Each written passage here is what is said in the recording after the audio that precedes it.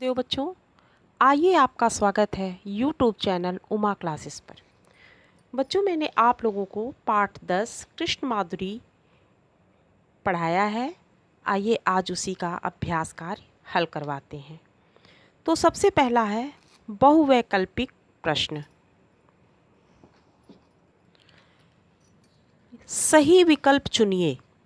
नुपुर शब्द का अर्थ है हार, घुंघरू, कंगन, घंटी। इसमें सही शब्द है घुंघरू।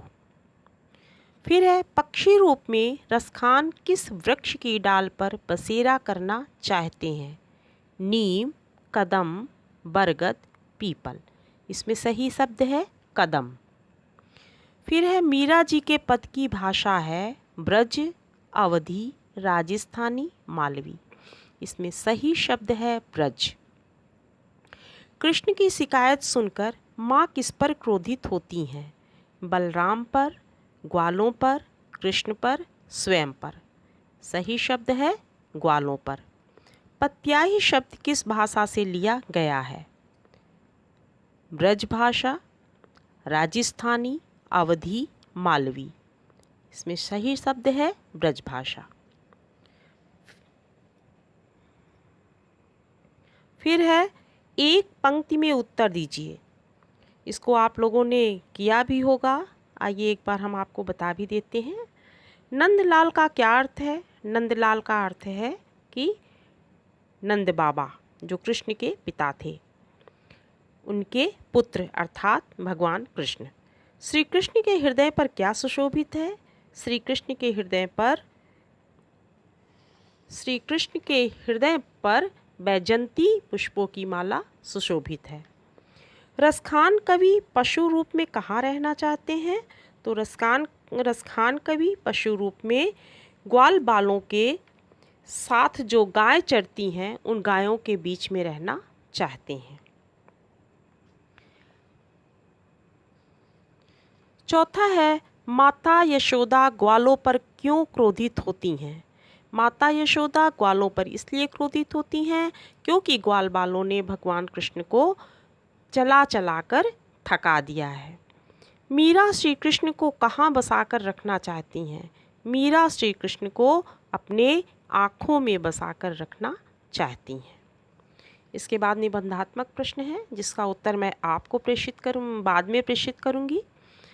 फिर है भाषा अध्ययन। देखिए यहाँ पे आपको अलंकार के बारे में बताया गया है कि शब्दों के चमत्कारपूर्ण प्रयोग के माध्यम से काव्य के सौंदर्य में वृद्धि करने वाले अलंकार शब्दालंकार कहलाते हैं। जब साहित्य में शब्दों के द्वारा प्रभावशाली बनाया जाता है, जब शब्दों के द्वारा उसमें चमत्कार उत्पन्न किया जाता है, तब उसको शब्दालंकार कहते हैं। शब्दालंकार कौन कौन से हैं? अनुप्रास अलंकार, यमक अलंकार, श्लेष अलंकार।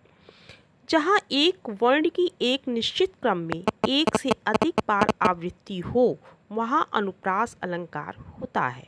अर्थात जब एक ही वर्ण एक निश्चित क्रम से एक से अधिक बार आता है तब वहाँ पर अनुप्रास अलंकार होता है। जैसे चरण चरण संचरण सुनहरा। अब यहाँ देखिए चा की आवृत्ति 2 बार हुई है और सा की आवृत्ति 2 बार हुई है, इसलिए यहाँ पर अनुप्रास अलंकार है। रघुपति राघव राजा राम। यहाँ रा की आवृत्ति हो रही है, इसलिए यहाँ पर अनुप्रास अलंकार है।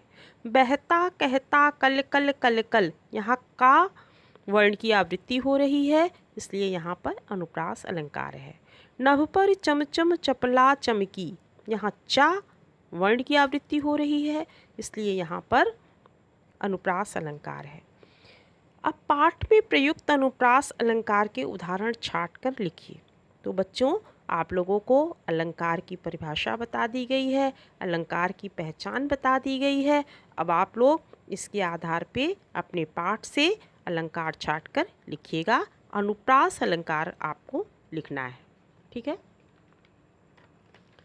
फिर है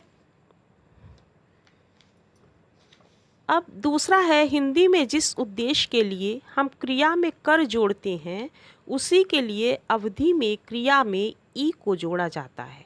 जैसे हिंदी में बैठकर, अवधी में बैठी। इसी तरह ब्रज भाषा में भी ई प्रत्यय जोड़कर पूर्वकालिक क्रिया बनती है, जैसे देखकर, देखी। पाठ में प्रयुक्त ब्रज भाषा की ऐसी पूर्वकालिक क्रियाएं छांटकर उनका प्रचलित हिंदी रूप लिखिए। तो बच्चों, ये भी बहुत सरल है, इसलिए आप लोग इसको स्वयं करिए। फिर निम्नलिखित शब्दों के दो दो पर्यायवाची शब्द लिखिए। नेत्र का पर्यायवाची नयन, का पर्यायवाची नेत्र आँख, धेनु का पर्यायवाची गाय गौ, खग का पर्यायवाची पक्षी परिंदा, कूल का पर्यायवाची किनारा तट, पुरंदर का पर्यायवाची इंद्र देवराज, कालिंदी का पर्यायवाची यमुना कृष्णा, गोपाल का पर्यायवाची गिरधारी मुरारी। कृष्ण भगवान के लिए यहाँ पर गोपाल आया है। अधर होंठ ओंठ, ठीक है।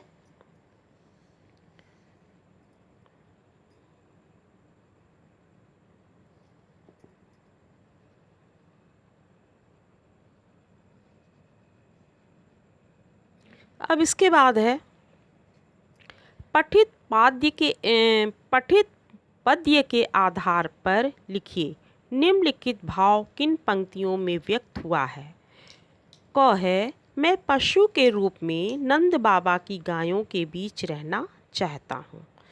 तो यह जो है, जो पशु हों तो कहाँ बसु मेरु, चरो नित नंद की धेनु मझारन। इस पद में यह बात कही गई है। श्री कृष्ण अत्यंत सुंदर सांवली सूरत वाले हैं, उनके नेत्र बड़े बड़े हैं। मोहनी मूरत सांवरी सूरत, नैना बने विशाल। सारे ग्वाले अपनी गायों को घेरने का काम मुझसे करवाते हैं, जिससे मेरे पांव दुखने लगे हैं। सिगरे ग्वाल चरावत मौसो, मेरे पांव पिराई। मीरा के प्रभु कृष्ण संतों को सुख देने वाले तथा भक्तों से प्रेम करने वाले हैं। मीरा प्रभु संतन सुखदाई, भगत बछल गोपाल।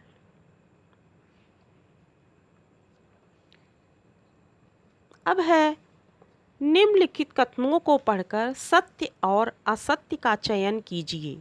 श्री कृष्ण के हृदय पर कमलों की माला सुशोभित है। तो कमलों की माला तो नहीं थी, उनके हृदय पर किसकी माला सुशोभित थी? उनके हृदय पर बैजंती की माला सुशोभित थी, इसलिए यह असत्य है।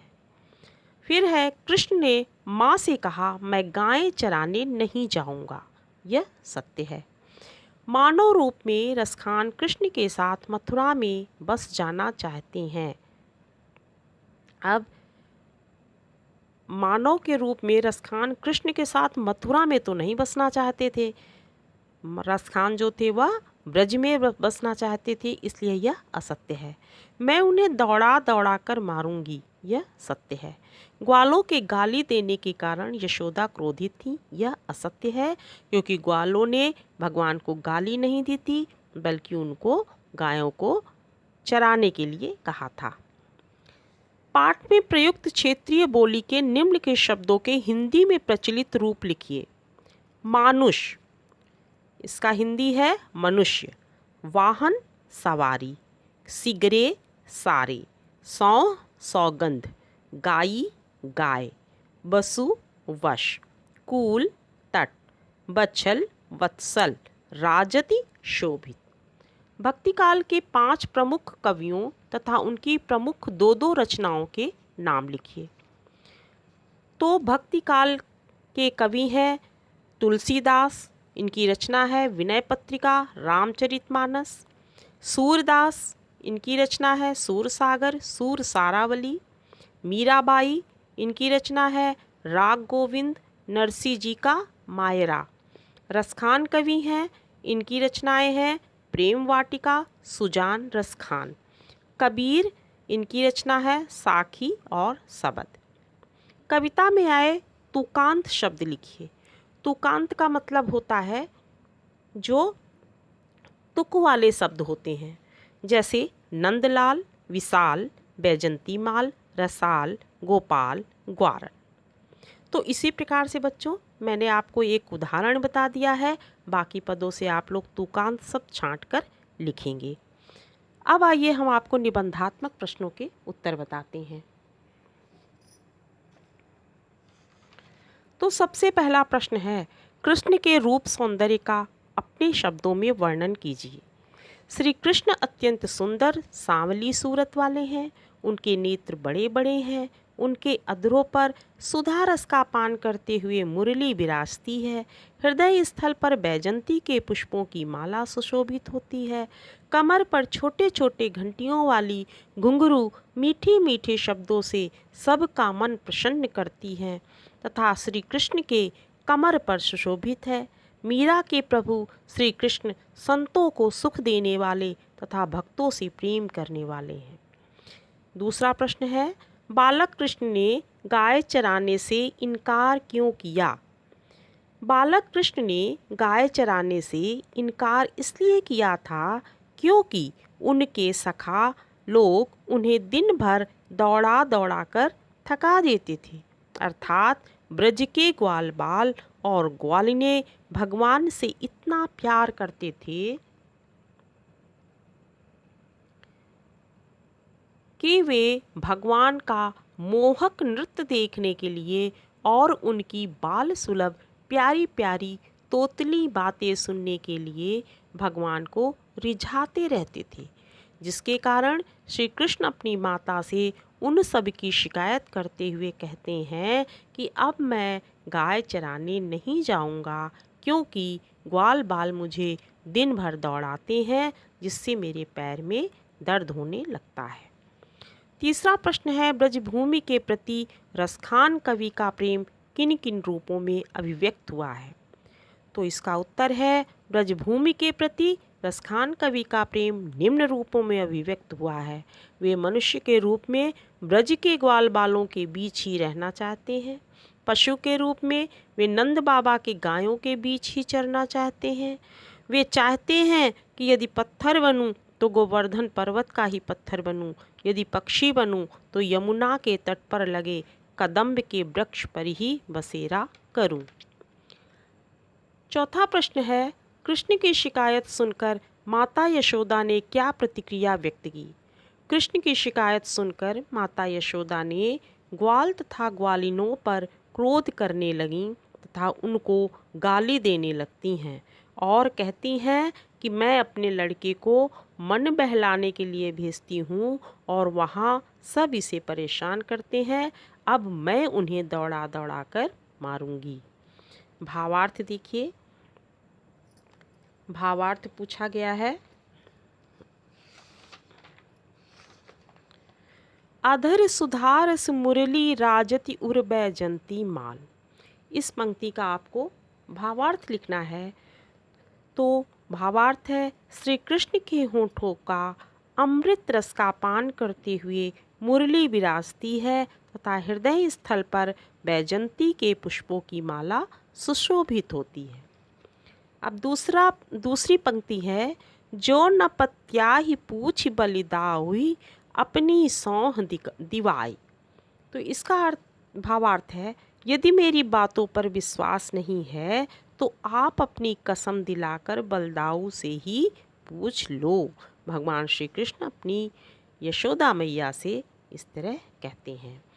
ठीक है बच्चों, आशा है आप लोगों को यह अभ्यास कार्य अवश्य समझ में आ गया होगा। अब आप लोग इसको हल करके कॉपी में लिखिएगा और यदि वीडियो पसंद आया हो तो लाइक करिए, अधिक से अधिक शेयर करिए और सब्सक्राइब अवश्य करिए ताकि हम आप लोगों से शिक्षा संबंधी बातें लेकर हमेशा के लिए जुड़े रहें।